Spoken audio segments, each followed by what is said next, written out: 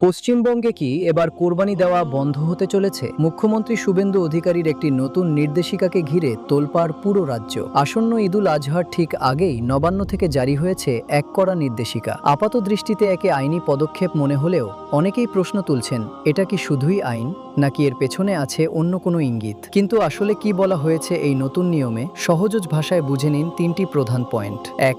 গরু বা মহিষ কোরবানি দিতে হলে সেই পশুর বয়স অন্তত ১৪ বছর হতে হবে, অথবা তাকে চিরতরে অক্ষম হতে হবে। ২. কোরবানি দেওয়ার আগে পঞ্চায়েত বা পৌরসভার চেয়ারম্যান এবং সরকারি পশু চিকিৎসকের যৌথ সার্টিফিকেট লাগবে। ৩. কোনো প্রকাশ্য স্থানে কোরবানি দেওয়া যাবে না, যেতে হবে নির্দিষ্ট কসাইখানায়। আর এই আইন ভাঙলে হতে পারে ৬ মাসের জেল ও বড় অঙ্কের জরিমানা। হঠাৎ করে লাখ লাখ পশুর কোরবানি ঠিক আগে এমন আমলাতান্ত্রিক জটিলতা তৈরি হওয়ায় চরম বিভ্রান্তি ছড়িয়ে পড়েছে সাধারণ মুসলিমদের মধ্যে। অনেকেই বলছেন, এত অল্প সময়ে এই নিয়ম বাস্তবায়ন আদৌ সম্ভব কি? আবার বিশ্লেষকদের একাংশের দাবি, আইনের মোড়কে এটি ধর্মীয় স্বাধীনতার ওপর এক সুকৌশলী চাপও হতে পারে। তবে প্রশ্ন উঠছে, এটা কি সত্যিই পশু সুরক্ষার জন্য নেওয়া সিদ্ধান্ত, নাকি এর পেছনে রয়েছে আরও বড় কোনো রাজনৈতিক হিসাব? আসল সত্যটা কি সেটা সময়ই বলে দেবে। আপনার কি মনে হয় কমেন্টে জানান। আর এই ধরনের আরও আপডেট পেতে এখনই সাবস্ক্রাইব করুন।